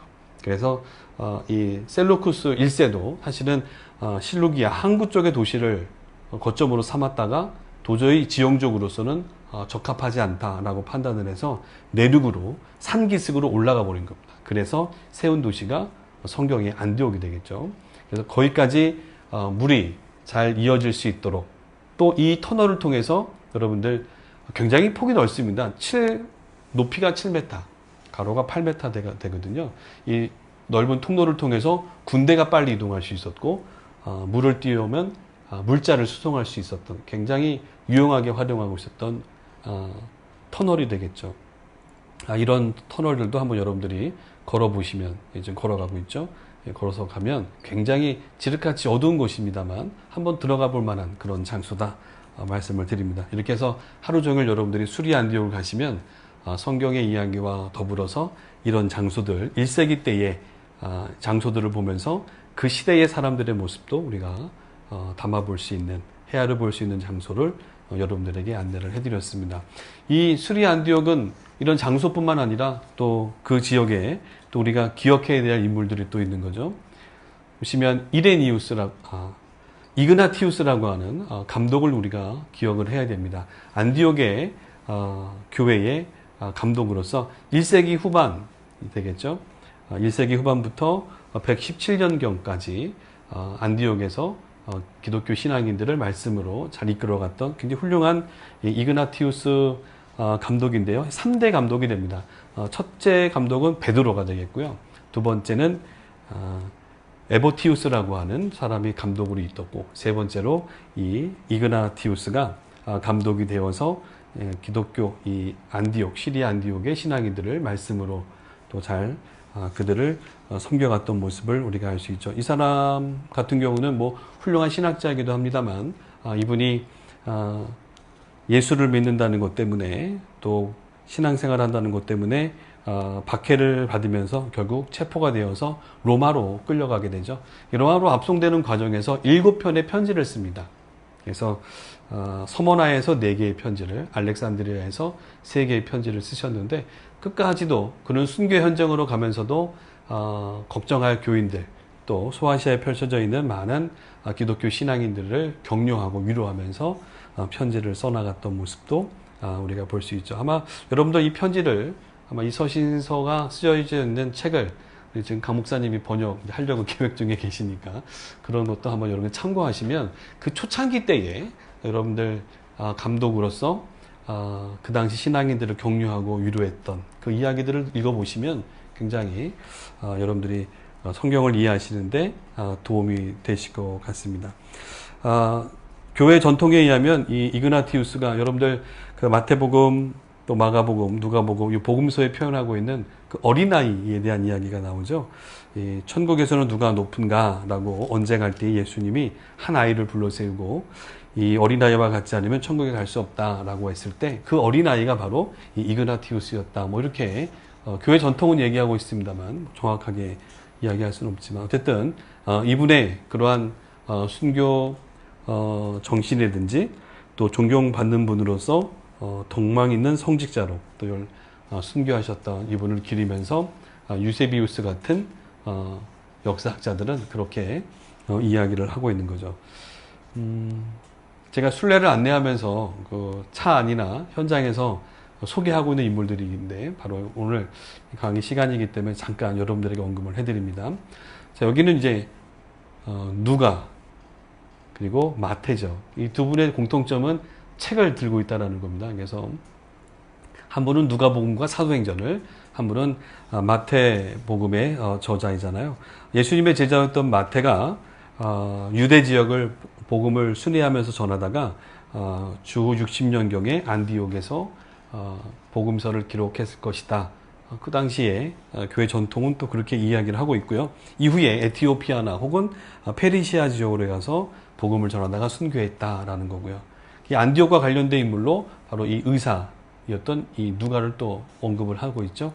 그래서 2차 전도 여행 때는 바울과 함께 전도 여행에 동참했던 인물로 이 안디옥 출신이었다. 안디옥 출신으로서 알렉산드리아에 가서 가장 큰 병원, 학교에서 공부를 하고 의사로서 활동하고 있던 중에 이 시리아 안디옥 교회의 일원이 돼서 함께 신앙생활을 하다가 사도 바울과 함께 복음의 동력자로 끝까지 그 자리를 지켰던 이 누가의 이야기도 안디옥에서 우리가 나눌 수가 있겠죠. 자, 여기는 7집사, 초대교회 7집사 중에 한 사람, 뭐 스데반도 있고 빌립도 있다만 이 니골라라고 하는 집사를 여러분 기억하십니다. 이 니골라가 바로 이 안디옥 출신이라고 하죠. 이 같은 지역 출신인데 아주 영향력 있는 좋은 성향 영향력을 미친 사람들도 있지만 이 니골라와 같은 집사들도 있었습니다. 어쨌든 이단으로 규정이 되죠. 그래서 아까 말씀드렸던 이그나티우스 같은 사람은 이단에 대해서라는 책을 쓰면서 영지주의자로 규정을 했고, 여러분들 그 반모섬에서 7교회를 향해 편지를 썼던 사도 요한도 편지를 통해서 이 니골라당을 주의하라, 정죄하고 있는 모습, 특별히 에베소 교회라든가 버가모 교회를 향한 편지에서 이들에 대한 안 좋은 모습들을 주의할 것을 당부하고 있죠. 니골라 당원들의 모습. 그래서 영지주의자들, 육체는 크게 문제가 없다 하면서 아주 타락한 모습. 그래서 이 그림을 보시면 그렇게 모여서 좀 방탕하는 모습들을 다루고 있는 그림이기도 합니다. 자, 안디옥의 인물들 중에 또 한 사람, 비잔틴 시대로 넘어가면서 황금의 입이다라고 불려지는 사람이 있습니다. 바로 요한 크리스토톰이라고 하는 분인데요. 이 분의 이야기도 우리가 뭐 교부들의 이야기를 나누면서 많이 다루고 있는데 굉장히 그 요령, 타협을 원치 않으셨던 분이라고 하고 콘스탄티노플과 안디옥에서 주교로 활동하셨던 분인데 큰 도시, 대도시에서 목회를 하셨습니다만 늘 이전이 분은 한벌의 옷, 아주 청빈한 삶을 사셨던 분이 바로 이 요한 크리소스톰이라고 알려져 있습니다. 이분의 뭐 설교를 들을 때마다 많은 사람들이 감동을 받고 또 삶을 되돌이키도 하고 많은 은혜를 받았다라고 그렇게 해주고 있죠. 이분이 되게 중요했던 것은 비판 정신이라고 합니다. 끊임없이 잘못해가고 있는 부분에 대해서는 바르게 비판을 일삼았던 분이셨는데 결국 밉보일 수밖에 없는 거죠, 이런 분들이. 그래서 유배를 당해서 유배지에서 순교당하는 그런 교부가 되셨다고 합니다. 이렇게 대도시에서 청빈의 삶을 일구면서 바른 말씀을 전하고 잘못된 부분을 비판했던 사역자가 있는가 반면에 여러분들 지난 시간에 갑바도기아에서 배울 때 동시대 인물이지만 사막에서 광야에서 갑바도기아라고 하는 그런 광야지대에서 수도 생활을 하면서 또 복음을 전했던 또 기독교의 삶을 이어갔던 사람이 바실리우스 같은 사람이었죠. 그래서 지역이 전혀 다르죠. 이분은 도심에서 복음을 전하면서 많은 영향력을 미쳤던 이도 안디옥 출신의 사람이었고 이곳에서 감독으로서 일을 했다라는 것을 말씀을 드리는 겁니다. 한 번만 더 본다면 좀 화면이 조금은 좋지 않습니다만 주상성자라고 얘기하죠. 기둥 위에 올라가서 거주하면서 금식하고 기도하고 그것을 되게 기뻐했다고 그러죠. 예수님의 고난 순환을 기억하면서 금식하고 청빈한 삶을 일궈하면서 복음을 전하고 결국 죽을 때까지 이 돌기둥이 보이시죠? 수도원 남겨두고 돌기둥을 세워놓고 돌기둥 위에 올라가서 살았던 성자 시몬이라는 사람도 이 안디옥의 거론하는 그런 분입니다. 지금 이 유적지는 시리아 땅에 있습니다. 알레포라고 하는 곳에 있는데 여러분들 시리아가 열리면 한번 가서 보시면 좋을 것 같습니다. 자, 여러분들 자료 보시면 이제 시리아 안디옥 교회에 대해 되게 중요한 부분이죠. 성경을 중심으로 해서 이 시리아 안디옥 교회가 왜 중요한지 저랑 같이 한번 보실 텐데 네 가지로 한번 정리를 해봤습니다. 시리아 안디옥 교회가 그 당시 이방인들, 이교도들로부터 그리스도인이라 불림을 받았잖아요. 예루살렘 교회는 유대인들을 집중적으로 복음을 전한 반면에 이 안디옥 교회는 이방인들을 위한 사역을 했다. 우리가 그렇게 알고 있습니다만 좀 더 깊이 들어가 보면 어떻게 사역을 했길래 그 주변의 이교도들은 이 시리아 안디옥 교회 교회들을 두고 진짜 저들은 그리스도에게 충성하는 사람들이다. 그리스도의 추종자들이다. 라고 표현했을지 한번 저희가 말씀을 한번 네 가지로 정리해서 보겠는데요. 저는 첫 번째로 이 안디옥 교회 교인들은 편견을 뛰어넘었다라고 저는 설명을 드릴 수 있습니다. 당시 사도행전 11장의 말씀을 보게 되면 구브로와 구레네 몇 사람이 안디옥에 이르러서 헬라인에게도 말하며 주 예수를 전파했다라는 말씀을 기록하고 있습니다. 주로 헬라계 유대인들에게도 복음을 전하고 또는 아예 그 이교도들이죠. 그래서 회당과 가까이 하지 않았던 우리 하나님을 경외하는 자들과는 또 다른 사람들입니다. 아예 회당도 오고 가지 않았던 정말 생짜배기 이교도들인 거죠. 헬라의 신을 섬기면서 살았던 이들에게 드디어 복음이 전해지고 있었다라는 것이죠. 초창기 11장의 말씀들을 읽어보면 예루살렘에서 흩어진 사람들이 구레네, 베니게, 구브로 지역에서 안디옥으로 들어왔을 때 유대인들에게 먼저 복음을 전하고 있었다라고 기억하고 있죠. 그리고 헬라인 유대인들에게 먼저 복음을 전하고 있었다라고 기록되어 있죠. 하지만 그 중에 몇 사람들은 바로 유대인이 아니라 전혀 유대인이 아니었던 그런 이방인들, 이교도들에게 복음을 전하고 있었다라고 기록해 주는 거죠. 그 당시 요세푸스에 의하면 이 시리아 안디옥에 50만이 넘는 많은 인구 중에 거의 7, 8만 명이 유대인이었고 거기에 하나님을 경외하는 유대교로 입적을 하지 않았지만 유대교 회당을 중심으로 살고 있었던 사람들까지 따진다면 굉장히 많은 부류의 사람들이 있었기 때문에 먼저 그들에게 복음을 전하기 위해 다가가지 않았을까라고 보는 겁니다. 또 그들에게만 있는 것이 아니라 다른 민족의 사람들도 많았다. 이 다른 민족 사람들이라고 보면 역시 이방신을 섬기며 살아갔던 사람들이었고 예를 든다면 그 당시 아르테미스 여신전이 궁장하게 세워져 있었거든요. 이 아르테미스 여신전은 로마 시대 때는 여러분들이 아시는 것처럼 디아나라고 해서 그 헬라의 신을 그대로 수용한 게 로마 사람들이잖아요. 그래서 아르테미스 여신, 데모신이라고 불리우는 다산의 여신이라고 할 수 있는데요.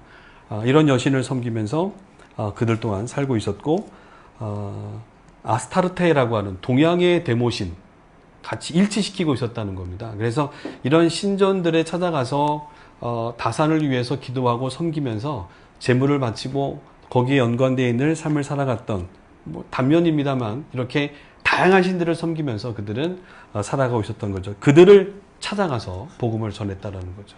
그래서 예루살렘의 교회가 바로 유대인들을 향해서 복음을 전하고 유대인들이 많이 들어왔고요.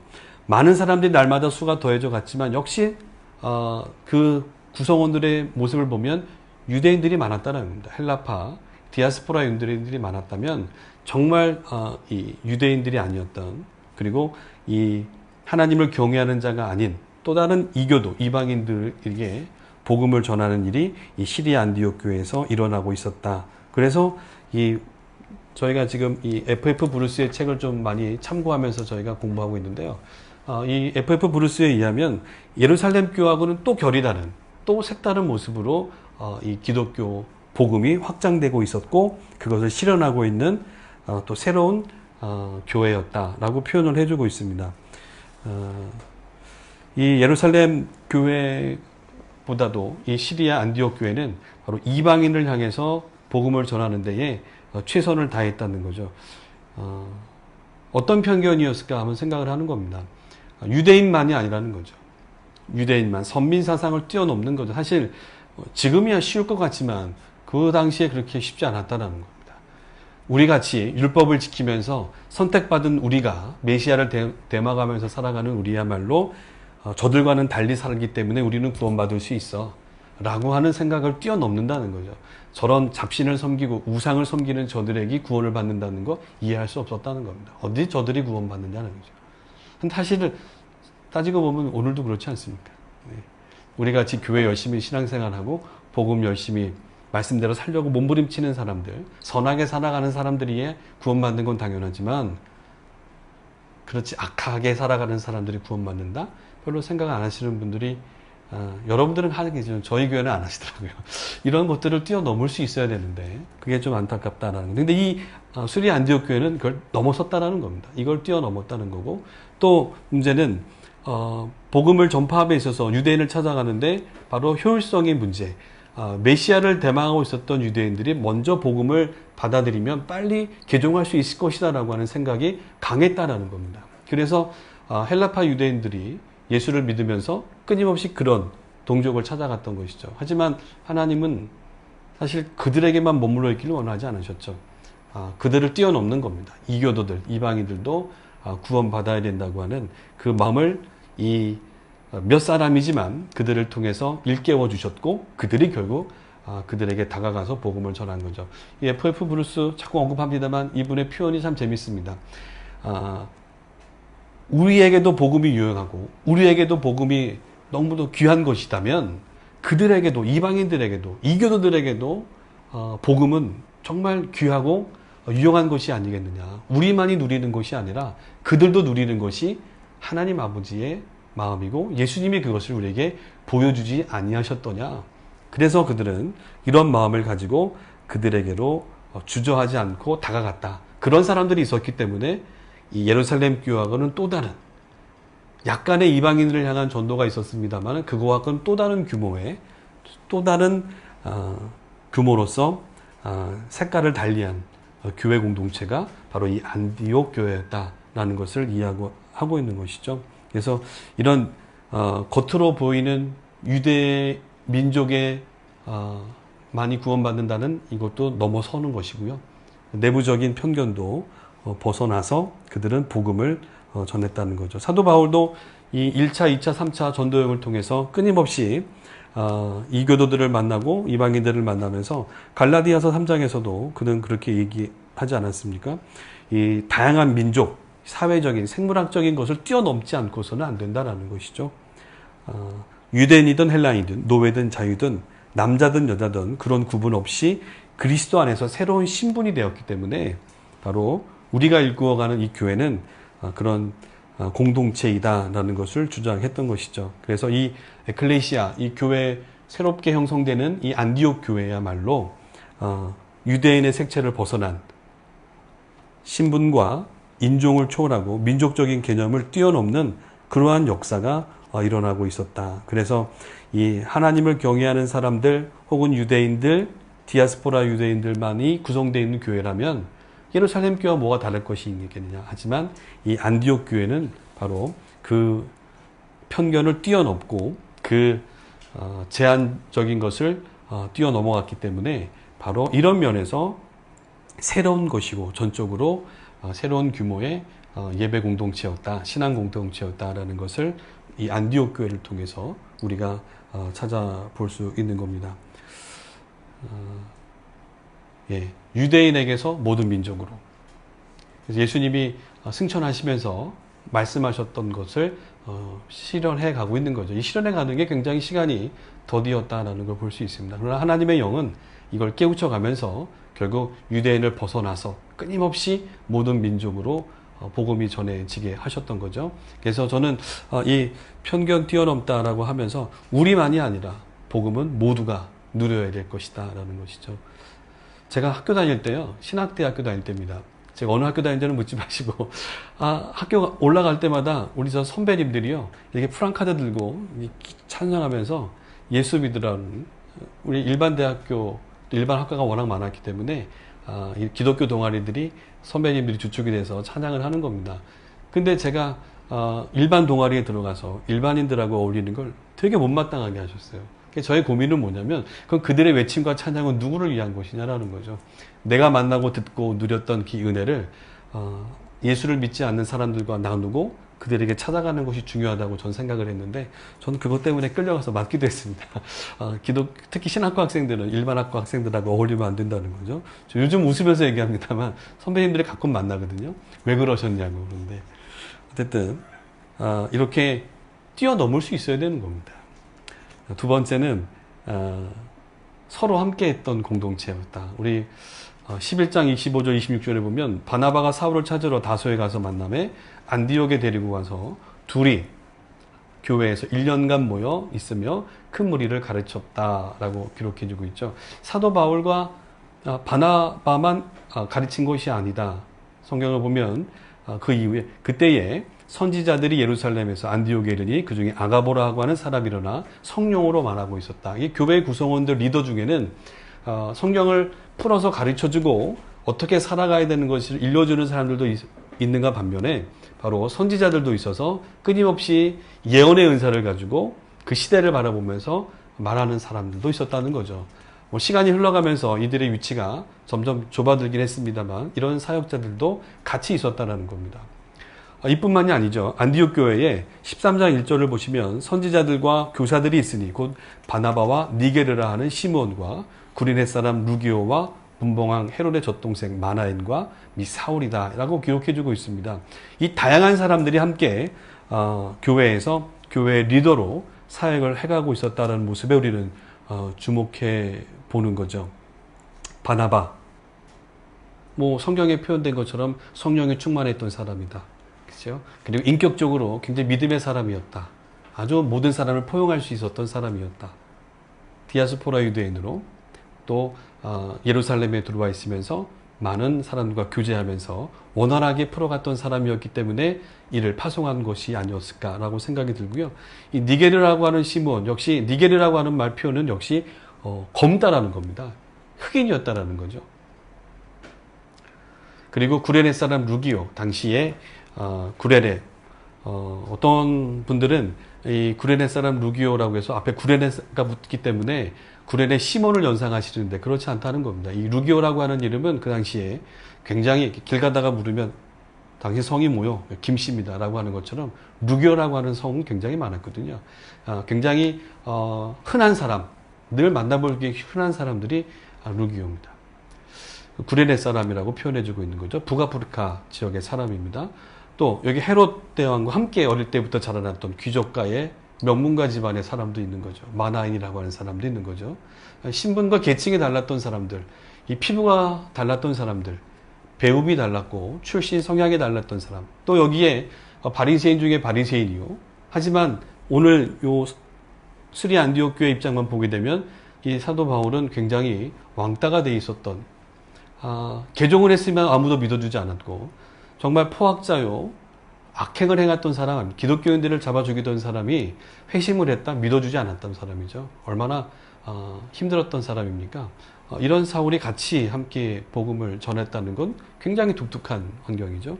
또 의사 누가도 있었고 아가보라고 하는 선지자도 있었다는 거죠. 다양한 사람들이 모여서 복음을 전하고 함께 전할 뿐만 아니라 전한 것대로 살기 위해서 실천해 갔던 사람들이 이 지도자들이었다라는 모습을 제가 함께 했다라는 겁니다. 이 기독교 신앙의 가장 귀한 가치는 서로 함께 한다는 거죠. 더불어 함께 한다는 거죠. 예수님도 늘 제자들과 함께 하셨고요. 함께 떡을 떼고 마시고 함께 하면서 그들과 말씀의 교제, 나눔, 또 기도. 초기 기독교 공동체는 항상 서로 함께 모여서 나누고 기도하고 전하고 또한 함께 필요한 것들을 나눠가는, 항상 같이 하는 공동체. 그래서 우리 공동체란 말을 쓰지 않습니까? 근데 제가 서로 함께 한다라고 하는 곳에서 많은 이야기를 할 수 있겠습니다만, 함께 한다는 것이 얼마나 어려운지 제가 좀 많이 느끼고 있죠. 제가 먼저 있던 교회에서도 공동 목회라고 하는 목회자 7명이 함께 모여서 공동 목회를 하고 있었었죠. 그리고 제가 지금 사역하는 샬롬 교회도 공동 목회입니다. 함께 사역을 하는 거죠. 각각의 재력을 따라 각각의 역할을 달리하면서 사역을 하는데 이게 쉬운 게 아닙니다. 이상적이라고 해서 한국에서는 안 된다고 많이 하시지만 그래도 도전해볼 가치가 있습니다. 그만큼 어렵다는 거죠. 그만큼 많은 것을 필요로 한다는 것이죠. 자기를 내려놓지 않고서는 되지 않는 거죠. 자기 욕심을 비우지 않으면 이 공동 목회가 같이 사역하는 게 쉬운 게 아닙니다. 내가 하면 좀 더 빠를 수 있는데, 내가 하면 더 이거 일이 잘 될 수 있을 텐데 라는 생각을 버려야 되고요. 내가 할 수 있는 장점을 다른 사람하고 같이 공유하고, 제가 못하는 단점을 옆에 있는 사역자가 저를 채워줄 수 있다라고 하는 신뢰의 관계에서부터 또 존중해주면서 가지 않는다면 이 함께하는 사역 되게 어렵습니다. 이 시리아 안디옥 교회가 그런 역할을 잘하고 있었다는 겁니다. 성경에는 1년 동안 사도 바울과 바나바가 가르쳤다고 합니다만 1년만이 아니죠. 사실 1차, 2차, 3차 전도여행을 다녀오는 시기까지만 따진다면 10년이 넘는 세월을 같이 했다는 겁니다.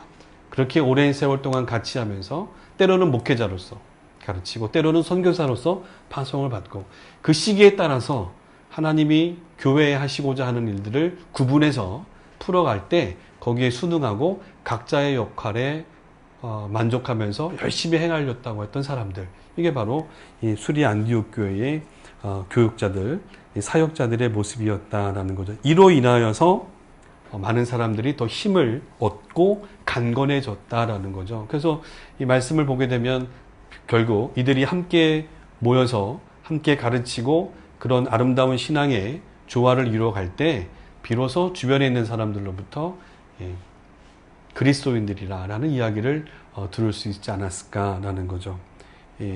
혼자 하면 빠릅니다. 같이 가면 더디고요. 어떨 땐 답답해 죽습니다. 하지만 그런 것이 또 우리 공동체의 이야기 아닙니까? 제가 순례 오시는 분들한테 늘 얘기합니다. 이 30명 혹은 100명 한 차, 두 차, 세 차를 타고 12월 동안 함께 움직인다는 거 정말 어려운 일입니다. 처음 보는 분들 함께 다닌다는 거 쉬운 게 아니거든요.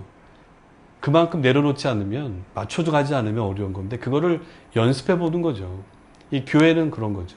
그래서 우리가 2명이 모이든 10명이 모이든 1000명, 10,000명이 모이든 공동체라면 같이 가는 겁니다. 함께 하기 위해서 그만큼 서로가 조율하고 함께 가는 일에 최선을 다하지 않는다면, 그 필요한 것들을 내려놓지 않는다면 이 같이 가는 공동체, 가치는 실현될 수가 없는 것이죠. 이것이 바로 안디옥 교회의 이야기였다. 저는 이야기를 합니다. 그래서 여기 사진 보시면 바울과 바나바 같이 이 두 사람이 이 사역을 펼쳐가고 있었다라는 거죠. 생김새도 다르고, 그렇죠? 저 강 목사님이랑 다르잖아요. 다릅니다. 2명이 해도 다 달라요. 다른데 하나가 되어서 맞춰갈 수 있느냐, 굉장히 우리의 숙제이기도 합니다만 되게 중요한 사실이죠. 오늘날 여러분들 대한민국이 혼밥, 이런 표현 쓰는 대로 혼술, 혼자 하는 게 되게 익숙해져 있는 세상입니다. 밥도 혼자 먹잖아요. 혼자 쓰는 주택이 늘어가고 있죠. 혼자 사용하는 것이 늘어가고 있는 대한민국에서 공동체를 이루고 있는 교회가 사역하기 참 어렵습니다. 여러분들 어떻게 사역하시는지 모르겠습니다만 좋은 거 있으면 좀 알려주십시오. 이게 같이 간다는 게 참 어려운 시기에 한국교회는 또 서 있습니다. 이럴 때 우리는 다시 한번 안디옥 교회를 보면서 함께 한다는 것이 얼마나 귀중한지 우리가 새겨봐야 되지 않나 생각하고요. 그래서 서로 함께 한다는 거, 인종, 출신, 신분, 은사, 배운 것을 다 넘어설 수 있을 때 우리는 비로소 하나님의 큰 일을 이루어가는 거죠. 그래서 이제는 혼자가 아니라 함께하는 것이다. 여기 지금 함께하기 때문에 행복한 거죠. 행복하기 때문에 또 같이 사용할 수 있는 거고요. 이런 모습이 안디옥 교회의 모습이었고, 이런 모습이 예루살렘 교회와는 많이 다른 모습을 우리가 찾아볼 수가 있는 겁니다. 자, 세 번째로 이 필요한 것들을 서로 나누었다, 공유했다라는 곳에서 이 안디옥 교회의 특징을 또 찾아볼 수가 있죠. 제자들이 각각 그 힘대로 유대에 사는 형제들에게 부조를 보내기로 작정하고 이를 실행하여 보내니라. 작정만 하고 마무르는 게 아니라 몸으로 움직였고 직접 보냈다라고 하는데요. 실제로 사도 바울과 바나바가 예루살렘 교회에 가서 기근으로 인해 어려움을 당하고 있었던 그들을 찾아가서 전달을 했던 장면들을 우리가 볼 수가 있습니다. 갈라디아서의 표현에도 그렇고 사도행전 12장에도 그 이야기가 언급되어 있죠. 11장과 12장에 이야기가 있습니다만 그들은 필요한 것들을 힘에 닿는 대로 도왔다라는 것이죠. 자원에서 아마 이 일을 진행했을 것이라는 겁니다. 이것이 초기 기독교 신앙인들이 보여줬던 아주 중요한 모습들이었다라는 것을 이 안디옥 교회가 실천해 가고 있었다는 거죠. 이 필요를 공유하는데 여러 가지가 있습니다. 그 중에 하나가 구제죠. 가장 대표적인 게 구제였습니다. 예루살렘 교회가 어려웠을 때, 바로 글라우디우스 황제 때 바로 이 기근이 일어나면서 예루살렘에도 많은 이들이 어려움을 겪거든요. 이게 예루살렘의 문제였겠습니까? 로마 제국 전체가 기근으로 어려워할 때 안디옥 교회도 어려웠죠. 근데 안디옥 교회도 어려웠음에도 불구하고 쥐어짜서 이분들이 뭐 잘 살지도 않았지 않습니까? 어려운 환경에서도 같이 신앙생활하는 이들을 또 모교회를 더 생각하면서 도우려고 애썼던 모습도 우리가 생각해 볼 수가 있죠. 그리고 또 그 당시에 기근과 더불어 전쟁이 많았잖아요. 전쟁에 나가서 많은 남자들이 죽어갔기 때문에 과부들이 많았고, 그래서 신약 성경에 보면 과부들의 모임을 늘 언급하고 있습니다. 사도 바울도. 그래서 사도 바울은 예루살렘에 찾아가서 부조를 하고 그들과 함께 논의하면서 저도 여기에 동의하는 바이고, 우리가 끊임없이 교회를 운영해 가고 복음을 전할 때 우리가 빠짐없이 해야 될 것이 있다면 어려운 이웃들을 돕는 겁니다. 우리 주변에 힘들어하는 교우들을 우리가 힘 닿는 대로 도와야 한다는 것을 역설하고 있었죠. 이런 것들이 초기 기독교 여러 교회 공동체, 바울에 의해서 세워졌던 이 소아시아의 공동체, 그리스에 생겼던 교회들도 서로 힘 닿는 대로 예루살렘이 힘들면 예루살렘을 돕고, 소아시아가 어려우면 소아시아도 돕고 하면서 그들이 힘써 나갔던 부분들이 바로 초기의 교회의 모습이었고, 이것을 가장 잘 실천했던 교회가 바로 이 안디옥 교회였다라는 겁니다. 구제에 있어서 우리가 이렇게 경제적으로 어려운 사람들, 이 과부들뿐만 아니라 고아들도 많이 있었다라고 하는데, 저는 돌봄이라고 하는 또 이야기로 여러분들에게 말씀드릴 수가 있어요. 이 공동체의 열정, 그러니까 그 당시 우리 1세기 때의 그 초기 기독교 신앙인들의 이야기를 보면 루시안이라고 하는 사람이 그의 작품을 썼는데요. 그 작품의 이야기를 보면 이렇게 이야기를 다룹니다. 금전적인 어려움이 있어요. 저도 요즘 어려운데, 금전적인 어려움 때문에 이 기독교 신앙인들은 서로 잘 도와주더라 라고 해서 가짜로 회심한 척 하는 겁니다. 그리고 교회 공동체 안에 들어왔어요. 그리고 그의 어려움을 호소했더니 많은 사람들이 자기들도 어려운데 십시일반 거서 주더라는 겁니다. 이걸 이용했던 사람의 이야기를 또 극에서 써나가고 있는 거죠. 그만큼 이 기독교인들을, 이 로마 이교도들은 저런 바보들이라고 얘기하지만 실제 기독교의 실체였다라는 겁니다. 그리고 이 사람이 그런 과정에서 결국 그 사랑에 때문에 예수를 믿게 됐다라는 이야기도 있는데요. 그만큼 이 서로 도우려고 하는 열정이 남달랐다. 이 사람이 또 그것 때문에 감옥에 들어가는데, 감옥에서도 필요한 것들 넣어주기 위해서 애쓰는 모습들을 그가 봤다는 거죠. 또 간수에게 찔러주고 필요한 것들을 제공해주면서 먹을거리를 제공해줬던 기독교 신앙인들의 모습을 보면서 감동을 많이 받았다라는 이야기를 써나가고 있습니다. 이게 바로 그 당시에 이 안디옥 교회를 비롯한 로마 제국의 큰 도시들에서 이루어져 있었던 기독교 신앙인들의 이야기였던 거죠. 이뿐만이 아니라 고아들도 많았다라고 말씀을 드리는데요. 그 당시 로마 시대 때 로마의 제국 안에 일어나는 일들 중에는 바로 이런 이야기가 아주 충격적이죠. 고아들이 많았는데요. 이 고아들을 버리면 데리고 가는 사람들이 있었죠. 그래서 노예로 팔아버리기도 하고, 또한 여자들은 창기로 팔아버리는, 이걸 또 전문적인 사업으로 하는 사람들이 많았고요. 이것을 기독교인들은 금했다라는 겁니다. 저 사람들은 그런 아이들을 돌봐서 아무런 혈연 관계도 없음에도 불구하고 다 돌봐서 그들이 자라날 수 있도록 애를 써주고 있었다라는 것이죠. 그리고 영아유기입니다. 이 꼬마 아이들이 버려지기도 했는데, 그 당시 그 자료에 의하면 부부간의 대화 속에 이런 이야기가 있어요. 남편이 아내에게, 만삭이 된 아내에게 이런 얘기합니다. 여보 힘들지? 만약에 아이가 태어나면, 사내 아이면 잘 키우고 계집 아이가 태어나면 그냥 버려. 이게 그냥 일반적인 이야기라는 겁니다. 그럴까요?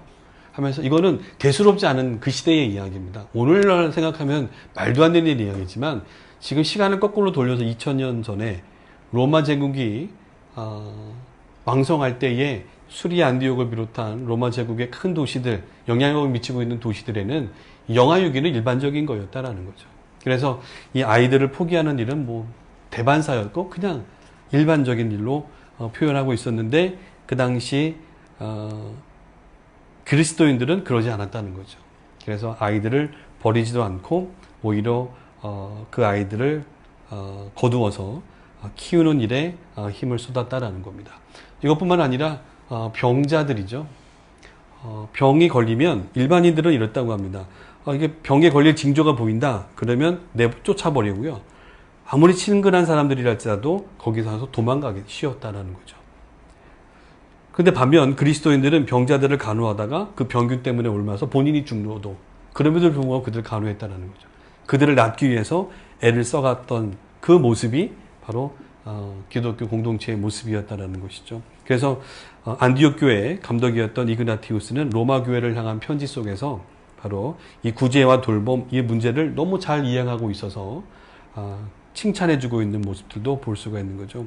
뭐 이외에도 참 많은 내용이 있습니다만 그 당시 교회가 구호물품을 보내는 일뿐만 아니라 빈궁에 처해 있는 사람들을 돕고 심지어는 광산에 강제 노동자로 끌려가 있는 사람들에게 먹을 것 필요한 것들을 보내주는 일들도 있었다고 그래요. 그러니까 이렇게 기독교 신앙인들은 내일이 아님에도 불구하고 타인을 돕기 위해서 이 그리스도 안에 들어와 있는 형제 자매들을 돕기 위한 모습들에 굉장히 열정적이었다라는 것. 이 모습이 그 당시 로마 사람들 또 헬라인들 이 일반 이교도들이 볼 때는 전혀 이해가 되지 않는 그런 모습이었다라는 것이죠. 요 벽화죠. 보시면 그 당시에 지금보다 더 심한 가부장적인 사회로 가정의 제왕은 아버지였습니다. 아버지에 의해서 자녀들도 얼마든지 버릴 수가 있었고요. 아내도 버릴 수가 있었고 아버지가 하라는 대로 따라올 수밖에 없는 구조가 가정의 구조였다라는 거죠. 근데 그 기독교 가장들은 그러지 않았다라는 것이죠. 여기 보시면 영화들의 이야기입니다. 영화들의 유기 사건이 굉장히 많았기 때문에 이런 영화들을 유기하지 않고 오히려 어떻게든 이 공동체 안에서 그들을 감싸고 그들을 케어하려고 몸부림쳤다라는 거죠. 유세비우스의 자료에 의하면 바로 이렇게 기독교 공동체 한 교회에서만 돌보는 과부들이 500명, 600명을 넘어서고 있었고 심지어 처녀들 또 거기에 고아들까지 하면 수많은 사람들을 함께하면서 그들을 어려움을 나눠가는 일에 앞장서고 있었다라는 모습들을 우리가 찾아볼 수가 있는 거죠. 그래서 이렇게 이 안디옥 교회는 이 로마 제국 사회 안에서 그 당시 사람들의 편만화되어 있는 그런 기준에 넘어서는 거죠. 그래서 함께하면서 같이 살아가려고 하는 노력들을 펼치고 있었다. 이 공유함에 있어서 한 가지 더 우리가 기억해야 될 것은 인간의 존엄성을 존중해주고 있었다는 겁니다. 대표적인 게 노예죠, 노예. 노예제도가 활성화되어 있었고 노예제도를 기반으로 한 사회가 로마 제국이었습니다. 그러니 로마 제국의 주인으로서 예수를 믿은 사람과 노예로서 예수를 믿은 사람이 한 장소에 한 공동체 안에서 예배를 드리는 거죠.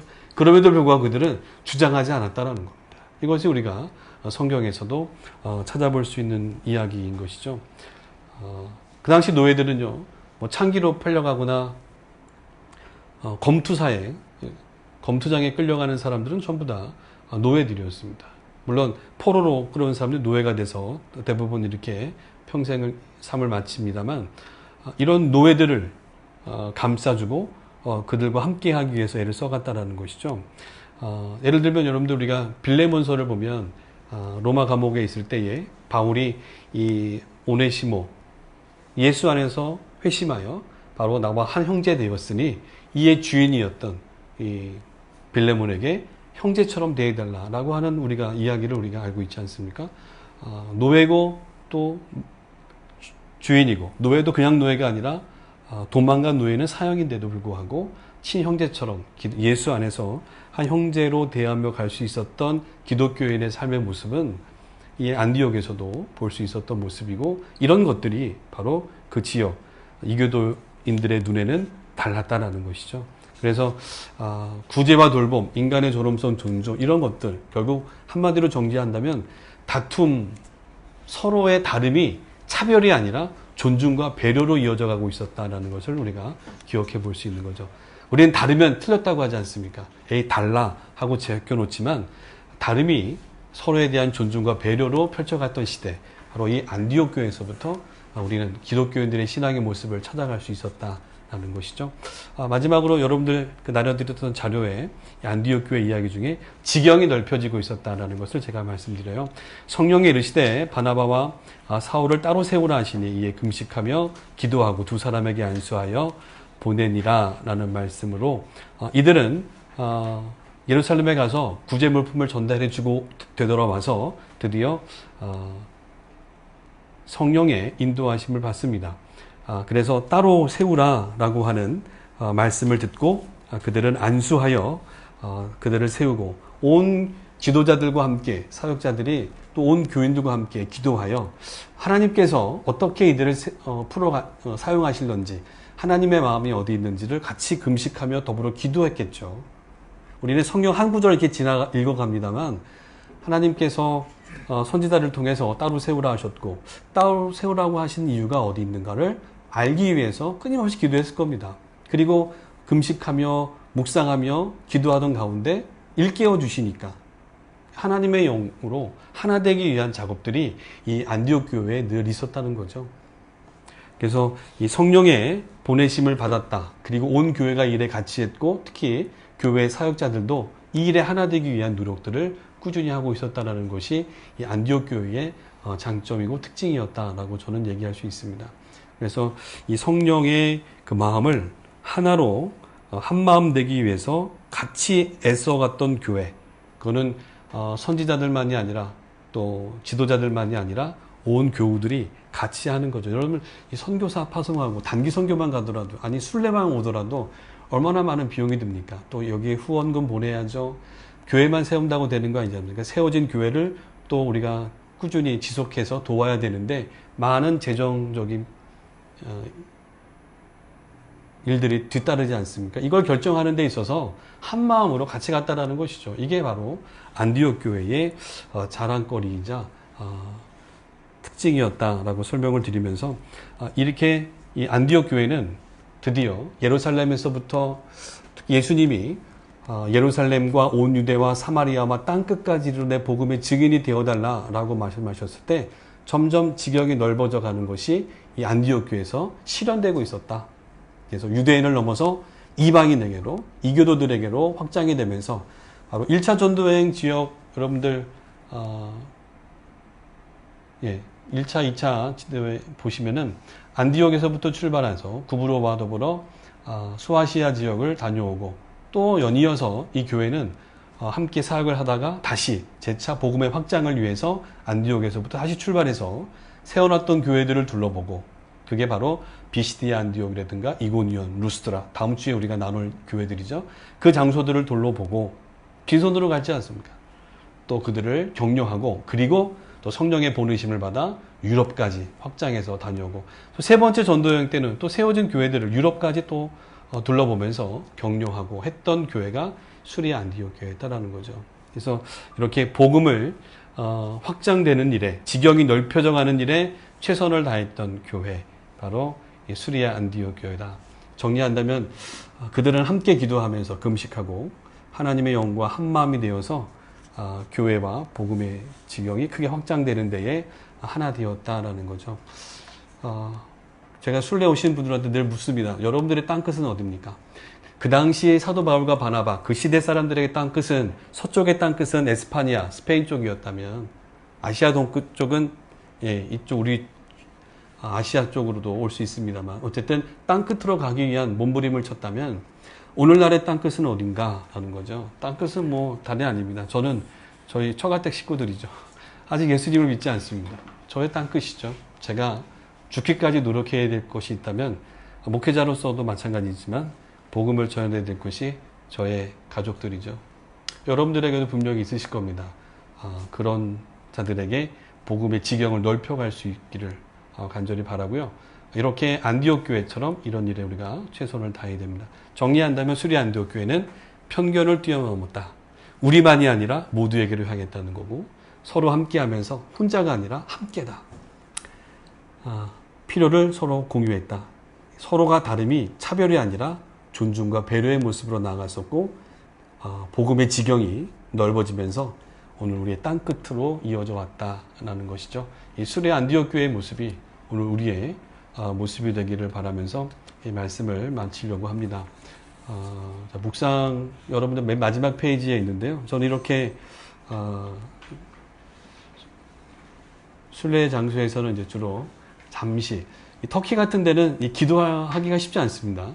찬양은 더구나 공개적인 장소에는 찬양을 못 부리고 기도는 좀 조용하게 할 수 있습니다만 함께 손을 잡고 이렇게 묵상하면서 마무리를 하죠. 수리 안디옥 교회 사람들 예루살렘을 떠나서 흩어져서 간 지역 안디옥 메크로폴리스 굉장히 화려한 도시였고 그 당시 세 손가락에 드는 화려한 도시 예루살렘과는 비교가 안 되는 화려함 그러한 화려한 도시 또 문화 속에서 그들은 복음을 그들에게도 전하는 데에 앞장섰고 유대인뿐이 아니라 이방인들에게도 한 걸음 더 나아가서 복음을 전했습니다. 근데 그들의 환경은 다민족이었기도 하지만 기근과 전염병 오늘도 비슷합니다만 많은 전쟁, 지진 이러한 환경 속에서 어려움을 호소하는 사람들이 많았고 이들이 교회 안으로 들어와 있었고 한 교회 공동체의 원이었다라는 거죠. 신앙생활을 해나감에 있어서 그들을 외면하지 않았던 모습이 이 교회의 모습이었던 것이죠. 이방인들이 보면서 아마 이 안디옥 교회 사람들은 손가락질했을 겁니다. 저들은 외국에서 온 참 무식한 사람들일 거야. 또 헬라 철학을 잘 배우지 않았으니까요. 그리고 아니 근데 그럼에도 불구하고 저들은 어떻게 행복한 표정을 지으면서 살지? 저렇게 동굴에서 거주하면서 우리보다 열악한 환경에 살면서도 그들은 저렇게 늘 행복해 해피한 이유가 뭘까라는 거죠. 거기다가 귀족하고 노예가 함께 떡을 먹고 함께 자리를 같이 한다는 거 이건 이해가 할 수 없는 자리인데 그들은 그렇게 산다는 거죠. 함께 떡을 떼고 포도주를 마신다고 하면서 그들은 이야기했을 겁니다. 이런 것이 그 당시 안디옥 교회 주변의 안디옥 이방인들에게 충격적으로 다가갔겠죠. 복음을 전하면서 특별히 구제를 할 때 이런 얘기 들었을 거예요. 아니 흉년이 예루살렘에만 있습니까? 우리도 어렵다고요. 라는 얘기 여러분 교회는 안 하겠지만 우리는 할 수 있지 않습니까? 우리 교회는. 우리도 어려운데 누가 지금 남을 돕습니까? 이런 얘기가 나올 수 있을 법하고 우리가 예루살렘을 도와야 될 필요가 어디 있습니까? 오히려 모교회가 우리를 도와야죠. 라고 얘기할 수도 있겠죠. 그리고 그들은 우리가 유대인이 아니라는 이유 때문에 우리를 싫어할 수도 있습니다. 늘 그래왔잖아요. 라고 오히려 할 수 있는데 우리가 왜 그들을 도와줍니까? 이런 말이 없었다는 겁니다. 지도자들과 함께 말씀을 배우고 나누고 그걸 실천해 감에 있어서 이런 얘기것이 아니라 오히려 더 나누고 실천하는 일에 함께하는 일에 그들은 최선을 다해 갔던 것이죠. 그래서 저는 제가 있던 교회에서 목사님이 알려주셨던 그 표현을 아직도 잊지 못하는데요.